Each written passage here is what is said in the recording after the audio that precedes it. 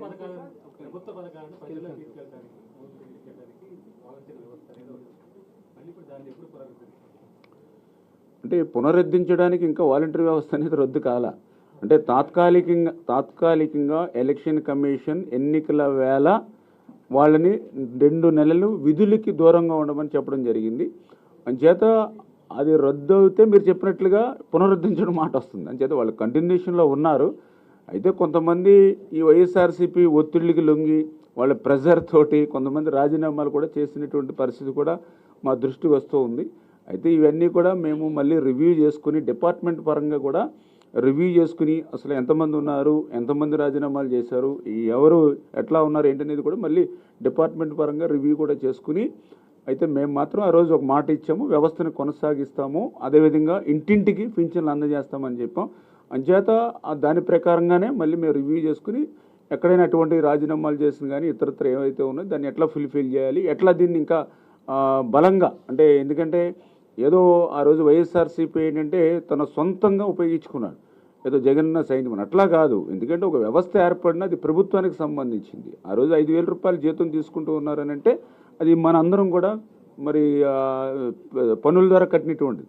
ఇప్పుడు ఎన్టీ రామారావు గారు మండల వ్యవస్థను తీసుకొచ్చాడు. అంచేత మండల వ్యవస్థ ఎన్టీ రామారావు గారు తీసుకొచ్చారు కాబట్టి మండలంలో ఉన్నటువంటి అధికారులందరూ కూడా తెలుగుదేశం పార్టీకే పనిచేయాలి ఫ్యూచర్లో కూడా అనేటువంటి తప్పు. అలాగే డోక్రా సంఘాలు చంద్రబాబు నాయుడు గారు తీసుకొచ్చారు. అంచేత డోక్రా సంఘాలంతా చంద్రబాబు నాయుడు గారు అంటే ఆ రకంగా ఓకే ఆయన వాలంటీర్ తీసుకొచ్చారు, కానీ అది ప్రభుత్వానికి ప్రజలకు పనిచేసేటువంటి విధంగా మలచాలి తప్ప పార్టీకి మలిచేటువంటి విధానంలో ఒక రకంగా చెప్పాలంటే ఆయన నమ్ముకుని పాపం ఇవాళ వాలంటీర్స్ కూడా దెబ్బతిన్నారు. ఎందుకంటే 5 సంవత్సరాలు చాలీని జీతం 5,000 రూపాయలు ఇచ్చి ఈరోజు ఆఖరిని వాళ్ళని ఇంకా స్ట్రెంగ్తన్ చేయవలసింది పోయి మీరు రాజీనామా చేయండి అని వాళ్ళు రోడ్డును పడేసాడని అంటే నమ్ముకున్న వాడిని కూడా ఏ రకంగా నట్టేట ముంచుతాడో అది కూడా ఒక ఉదాహరణ జగన్మోహన్ రెడ్డి.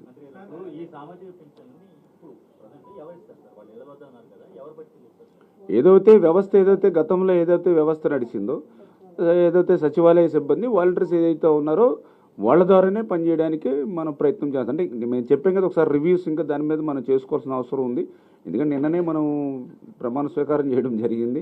ఇంకా ఇప్పుడే చంద్రబాబు నాయుడు గారు కూడా చెప్పడం జరిగింది అసలు ఏ శాఖలో ఎంతెంత అప్పులు చేశారు, ఏ శాఖల్లో ఏ ఆస్తులు తాకట్లు పెట్టారు, ఎక్కడ పెట్టారు, ఇవన్నీ తెలుసుకోవాల్సిన అవసరం ఉంది, తెలియజేసుకోవాల్సిన అవసరం ఉంది. అంచేత ఇవన్నీ కూడా డిపార్ట్మెంట్స్ వారీగా 1 by 1 అన్నీ కూడా రివ్యూ చేసుకుని దీని మీద ఒక ఐడియా వచ్చిన తర్వాత ఇవి కూడా ఒక శ్వేతపత్రాలు వైట్ పేపర్స్ కూడా డిపార్ట్మెంట్ వారికి ఇచ్చి దాని మీద మేము క్లియర్గా రేపు ఫ్యూచర్లో అన్ని నిర్ణయాలు తీసుకుంటాం.